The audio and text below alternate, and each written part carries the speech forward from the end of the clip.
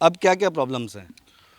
Problems ही problems हैं। हम ये कह सकते हैं कि यहाँ रहने के लायक ही नहीं है कुछ भी। ना तो लाइट प्रॉपर लाइट है यहाँ पे, टेम्परेरी मीटर लगा रखे हैं।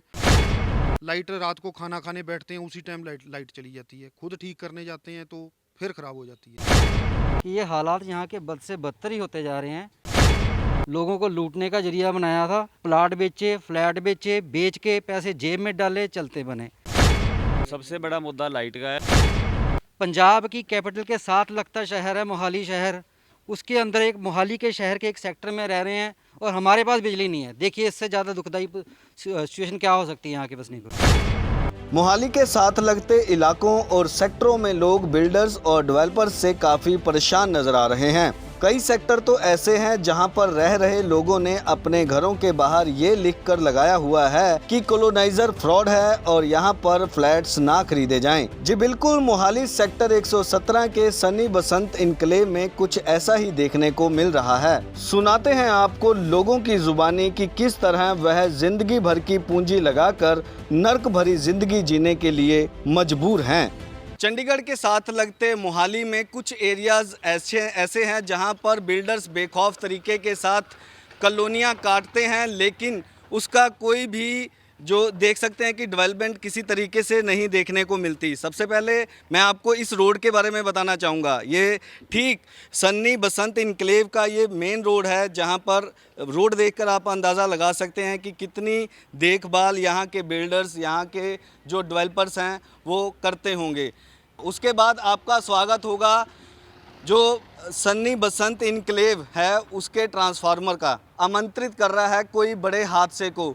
नंगी तारें पड़ी हैं, कोई यहाँ पर सुरक्षा का प्रबंध नहीं है। बिजली बोर्ड बेखौफ तरीके के साथ इस तरीके से जो ट्रांसफार्मर्स हैं उसको फिट किए हुए हैं, लेकिन कोई भी सुरक्षा के इंतज़ामात यहाँ पर नहीं देखने को मिल रहे। आगे आपको बताएंगे कि किस तरीके से जो बिल्डर्स द्वारा पहले तो सबज बाग दिखाए जाते हैं, पहले तो ये कहा जाता है कि हर सुविधा आपको मुहैया करवाई जाएगी, लेकिन ऐसा कुछ भी नहीं देखने को मिल रहा। अब हम मौजूद हैं बिल्कुल मोहाली के सेक्टर 117 का ये बसंत इनक्लेव है, सनी बसंत इनक्लेव, जहां पर लोगों को खासी परेशानियों का सामना करना पड़ रहा है। आलम यह है कि यहां पर लोगों को ना तो पानी पर्याप्त मात्रा में मिलता है, ना बिजली पर्याप्त मात्रा में मिलती है, और जो वादे बिल्डर्स द्वारा जगह लेने से पहले या जगह बेचने से पहले किए जाते हैं वो किसी भी तरह से पूरे नहीं किए जाते।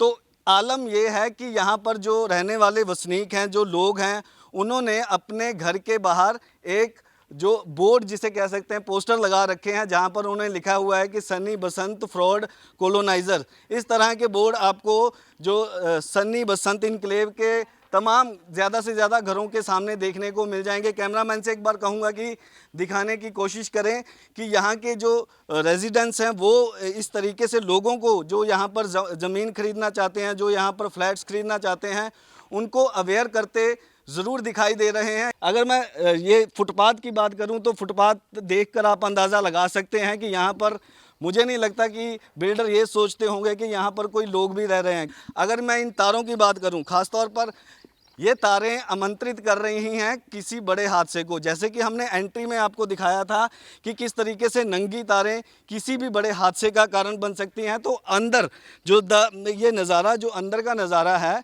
यहाँ पर बिल्कुल उसी तरह जिस तरह से बाहर तारें जो हैं लगाई हुई हैं, वैसे ही यहाँ पर भी तारें लगा रखी हैं। हमारे साथ यहाँ पर कुछ लोग मौजूद हैं, यहाँ के रेजिडेंट्स हैं, उनसे बात करने की कोशिश करेंगे। पहले तो सर, क्या प्रॉब्लम्स आ रही हैं? जैसे कि आपने पहले बताया कि काफ़ी प्रॉब्लम्स हैं आपके इनक्लेव में, अब क्या क्या प्रॉब्लम्स हैं?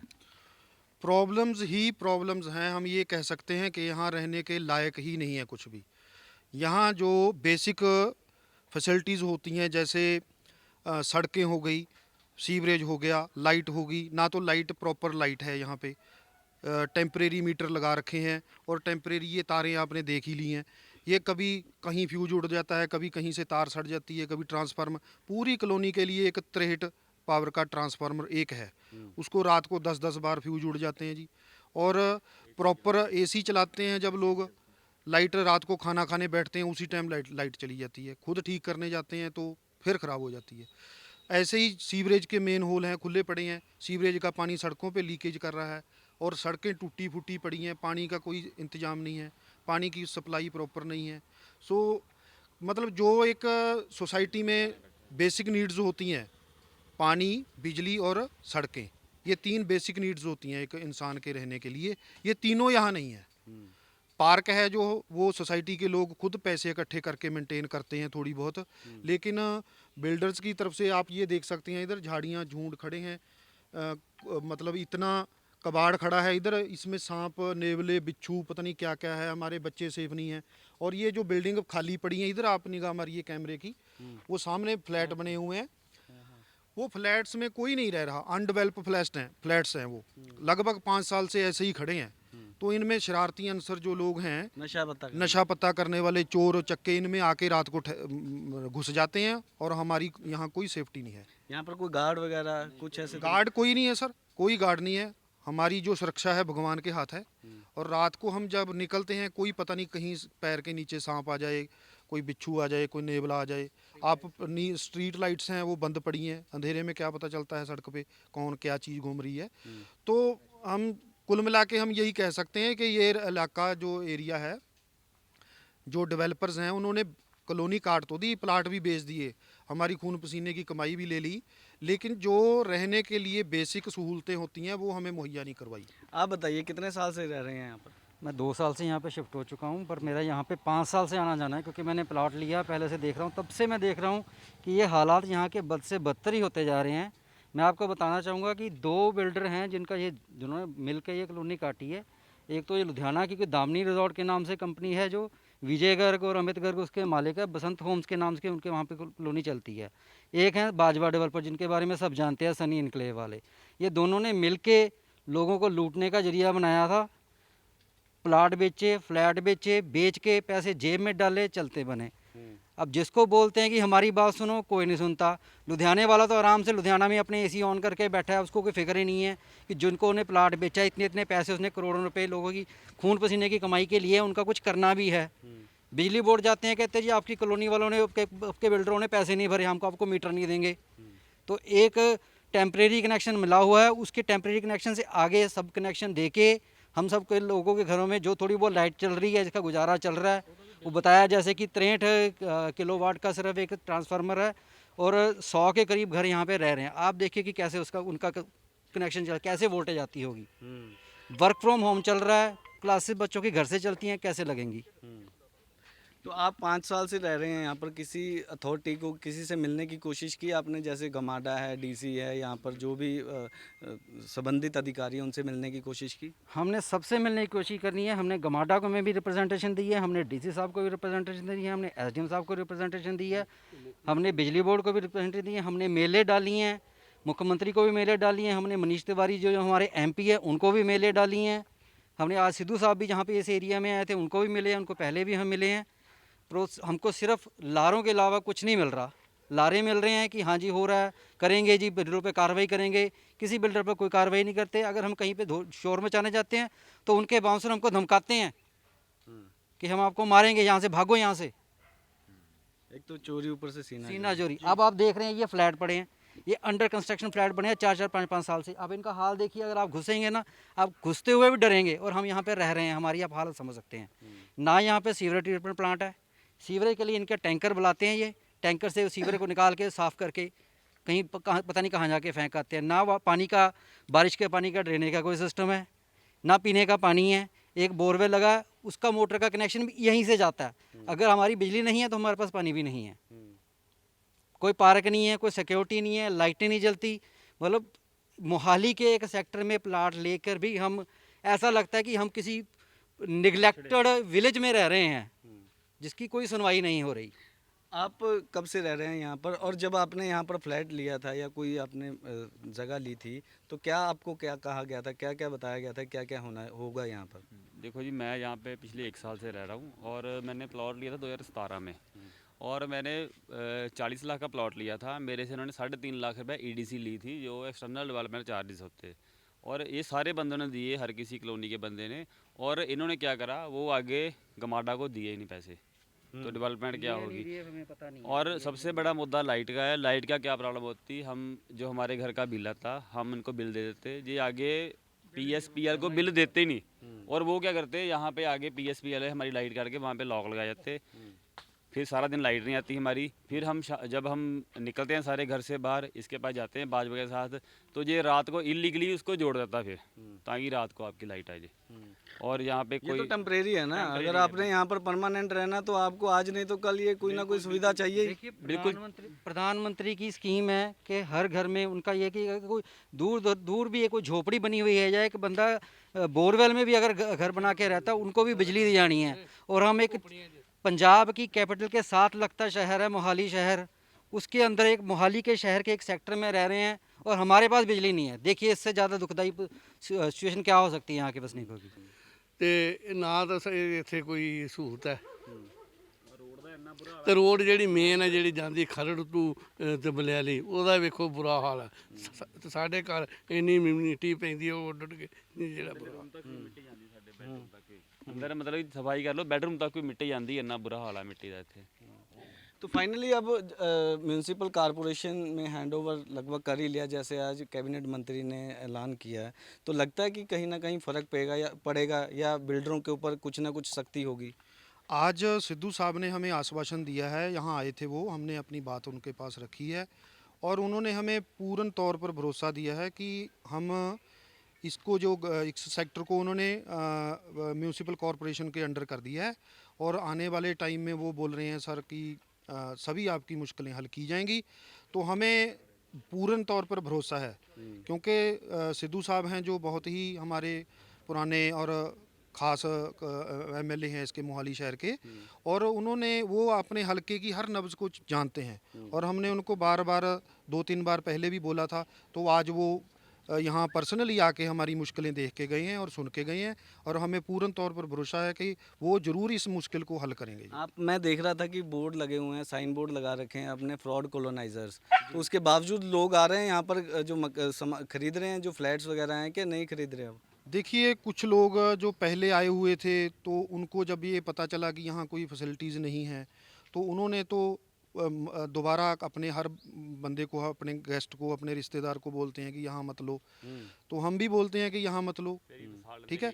और जो कुछ लोग फंस जाते हैं जिनको पता नहीं, दिखाते हैं। हाँ सब्ज बाग दिखाते हैं लोग, ये देख के आ जाते हैं कि ये मोहाली के साथ वाला सेक्टर है, मोहाली है, लेकिन यहाँ जो फैसिलिटीज़ हैं वो तो हमें पता है ना, हम घर में रहते हैं, हमें पता है कि यहाँ फैसिलिटीज़ हैं या नहीं है। अब आपका जो आपका इनक्लेव है वो किसी मतलब अथॉरिटी के अंडर है या कौन कर रहा है मेंटेनेंस, जितनी भी हो रही है यहाँ पर कौन कर रहा है? ये कोई मेंटेनेंस नहीं कर रहा है जी यहाँ जो हमने थोड़ा बहुत कोई अपने घर के साथ हम खुद पैसे दे के साफ़ सफाई करवा लेते हैं तो करवा लेते हैं, अदरवाइज़ यहाँ कोई हाथ नहीं लगाता, ना यहाँ अपने बिल्डर हाथ लगाते हैं, ना कोई और प्रशासन हाथ लगाता है।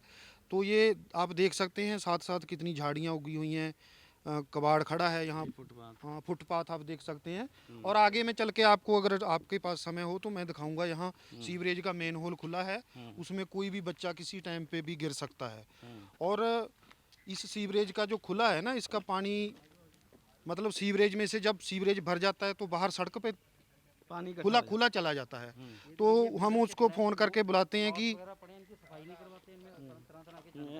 जो जब हम उनको बोलते हैं कि आप सीवरेज भर गया है तो वो अपने टैंकर से पानी निकाल के ले जाते हैं और किसी साथ वाले प्लाट में खाली कर देते हैं।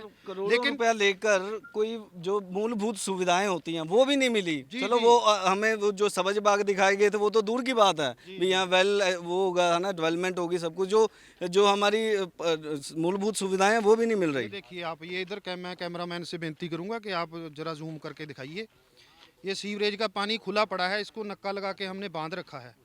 जिस दिन इसके ऊपर से भर जाएगा ना, ये इधर आ जाएगा सड़क पे और यहाँ तक पूरा भर जाएगा।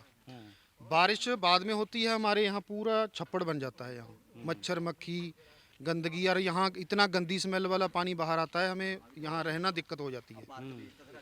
और ये तारें देख सकते हैं आप, ये खुली तारें पड़ी हैं, इनको कोई मतलब इनका सिस्टम नहीं है, ये जोड़ नंगा पड़ा है, किसी का हाथ लग जाए, कोई टच कर जाए, ये जो तारों का जाल है ये ऐसे मतलब लगता है जैसे हम किसी गांव से भी बदतर ज़िंदगी व्यतीत कर रहे हैं। आप बताएं, आप कब से रह रहे हैं यहाँ पर? मैं 4 साल से रह रहा हूँ। यही प्रॉब्लम आ रही है? यही प्रॉब्लम क्या कहा गया था आपसे कि बहुत अच्छा डेवलपमेंट सिस्टम देंगे आपको? कुछ करके देवांगे, पानी देवांगे, बिजली देवांगे, सीवरेज अच्छी होंगी, पर 4 साल तो कुछ नहीं मिल रहे थे। सर फाइनली इन सब का जो आपको प्रॉब्लम्स फेस करनी पड़ रही हैं, इनका हल क्या है? आप क्या मानते हैं? कहीं आपने किसी के साथ बात की हो या वार्तालाप की हो, इसका हल क्या है? हल तो सर यही है, हम बार बार जो बिल्डर्स हैं उनके पास भी गए हैं, लेकिन वो दो बिल्डर होने के पार्टनरशिप में, दो बिल्डर होने के कारण वो दूसरा दूसरे पे डाल देता है, दूसरा दूसरे पे डाल देता है। वो बोलते हैं उसके पास जाओ, वो बोलते हैं उसके पास जाओ। तो जो दामनी रिजॉर्ट वाले हैं, जो विजय गर्ग जी हैं, वो रहते हैं लुधियाना में और बाजवा डेवलपर रहते हैं यहाँ मोहाली में। इनकी आपस में कोई पार्टनरशिप को लेके जो इनकी जो झगड़ाबाजी है, उसमें हम कॉलोनी वाले, हम सनी बसंत में रहने वाले पिस रहे हैं। मतलब हमारा इसमें कोई कसूर नहीं है, हमने तो पैसे लगाए हैं यहाँ, मकान खरीदे हैं, प्लॉट खरीदे हैं, लेकिन उनकी जो आपसी रंजसबाजी है उसमें हम पिस के रह गए हैं। हम यही डिमांड करना चाहते हैं कि इसको सेक्टर को गमाडा के ज़रिए डेवलप कराया जाए और इसको अंडर डेवलपमेंट गमाडा के थ्रू किया जाए, क्योंकि ये डेवलपर अपनी जिम्मेवारी से भाग चुके हैं।